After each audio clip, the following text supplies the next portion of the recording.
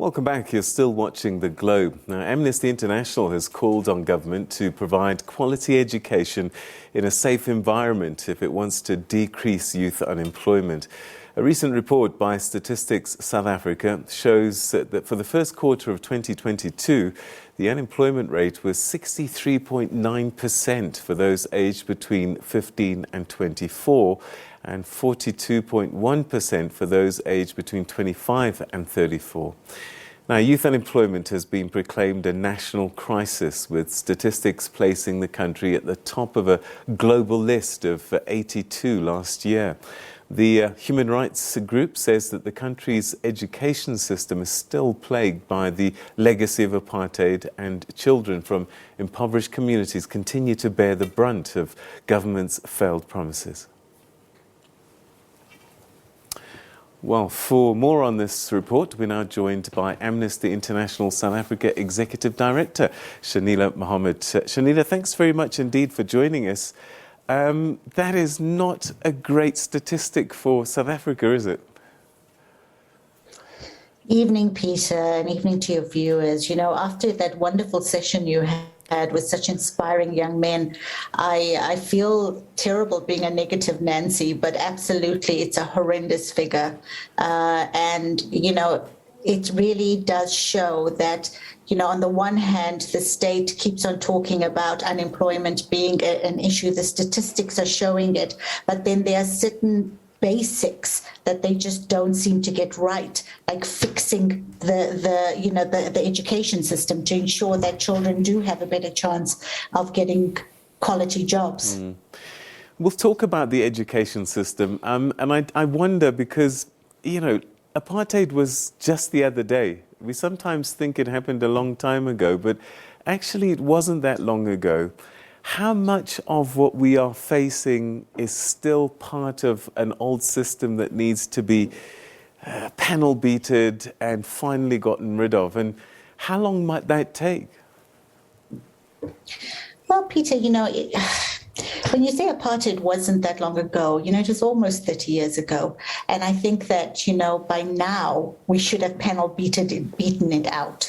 And, you know, there were basic things that should have been done. Like, for example, you know, we should have ensured that pit latrines were done away with. I mean, the state promised 3 or 4 years ago to get rid of them, and now they're pushing that forward. Now they're talking about 2023 as a possible timeline to get rid of them. And we know what happens. There are schools with no sanitation. I mean, we did a report, you know, called Broken and Unequal, where we went to the Eastern Cape, and we saw horrendous things in the schools there. And, you know, sadly, the legacy of the apartheid system still stays with us, because the quality of your education very much still depends on the color of your skin and how much money you have. Whereas, you know, in post-independence, we would have thought that one of the first things the state would have done would be dismantle the Bantustan education system and make sure that, you know, all those children that were affected by it were given a proper quality education. But we don't see that happening in a large majority of the schools. So,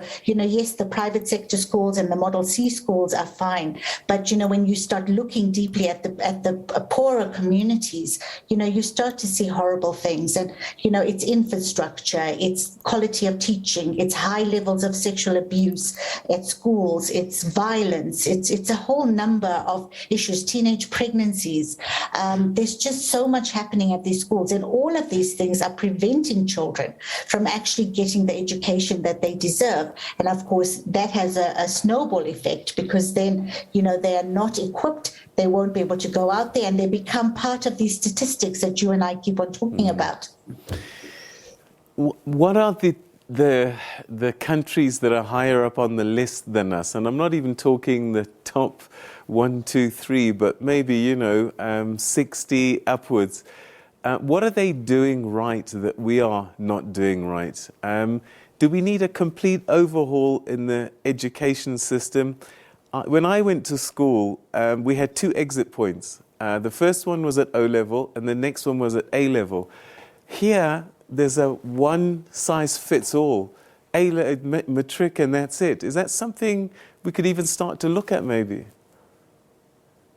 Well, I think, Peter, you know, the first step is for the state to acknowledge that we have a very unequal education system and a broken education system, and not try to have one size fits all solution to all these things. I'm not saying that, the Model C schools and the private schools don't have their problems. Of course they do. But what we're talking about here is basic education. So what they need to do is they need to come up with solutions that actually take into consideration where the schools are, what the problems are and what needs to be fixed. Now, let me give you an example. COVID came and hit us like a ton of bricks.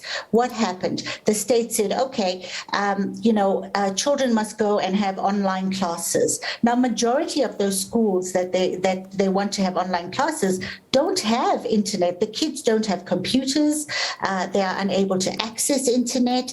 Some of them don't even have roofs over their head. So, having that as the only model that you're applying to deal with COVID means that many of those children who are already disadvantaged are going to fall further into the cracks. And I think the inequality will widen. So when you say, what do we do? Even before we get to matric, let's fix the basic infrastructure. Let's make sure that the children are safe in a school environment. Let's make sure that our teachers have the right qualifications to be able to teach our children. Let's deal with teenage pregnancies. Let's deal with all these issues. And of course, then we look at things like, do we have the right education system in place? Is matric the only, exit point, or do we need other things? Because again, as we move from that problem and we move to the next one, what we're seeing is massive dropout rates when kids come to university. So obviously there's something wrong in the system. Kids are getting to university, they are unable to cope. And of course, dropping pass rates, Peter, is not the response. So maybe they need to do like what Zimbabwe does and other schools, other countries do, is, in Zimbabwe, you do O levels and then you have another 2 years that take you to A levels and then you go to university. Here you go to university from matric, and often the kids just are unable to cope and they drop out. So I think there's a whole overhauling that needs to be done at every level of the education system. There's no point in talking about creating jobs or children, kids. I heard the president today, he's got all these plans about, how they're going to open up for kids to youth to apply for jobs in the government. But if these kids don't have the right qualifications or the education system, how are they going to do the jobs? We are setting these children up to fail. When I hear what you're saying, I'm astonished because we are one of the countries that invest the most in education. Does that mean the money's going to the wrong places, or what's happening? Well, Peter, look, it's no secret that there's a lot of corruption. It's no secret that, we have things like tenders for books that are given to relatives. The books never reach the classrooms. And yet we have,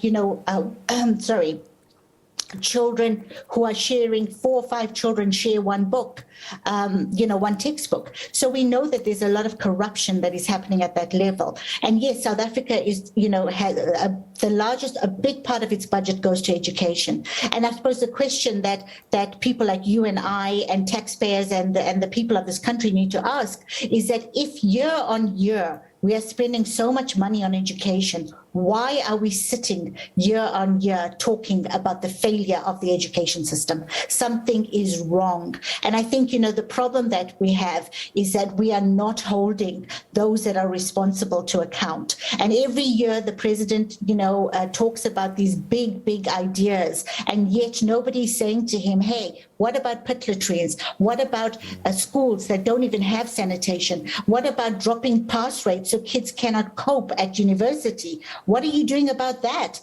Stop putting words on paper that are not going to result in anything. Why don't you fix the nuts and bolts? Once you do that, we will automatically start to see children come through an education system that equips them not only to get quality jobs in South Africa, but to go anywhere in the world and get quality jobs.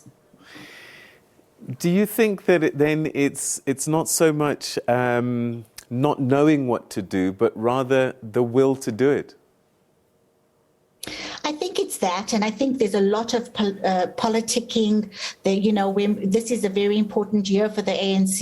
We're moving to elective conferences, and I think often these government officials stand up and they say what they think the people want to hear, rather than showing us the results of their work. And I think what's happening is people are just getting tired of the rhetoric, tired of their children going to schools and not getting the education they deserve. And I think unfortunately we are not seeing the government officials taking responsibility. And for me, the buck ends with the president. I'm sorry to say, yes, we can blame the Minister of Education, we can blame all the other ministers, but these are his ministers. This is his cabinet. He's the one who stands up and makes all sorts of promises to the people of South Africa, and yet we do not see any progress. I mean, by now, Peter, we should have at least, after almost 30 years, we should make sure that children who come from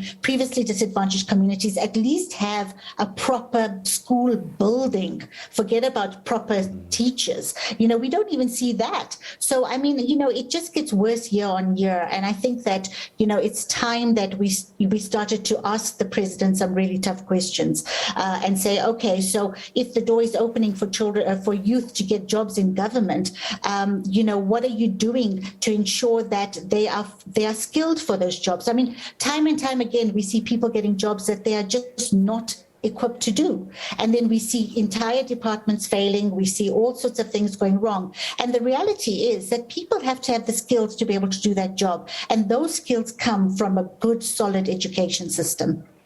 Shenilla, we're going to have to leave it there, but I hope that the powers that be are getting the message loud and clear, and that they do act and do something. Thank you so much indeed for joining us. Always good to talk to you.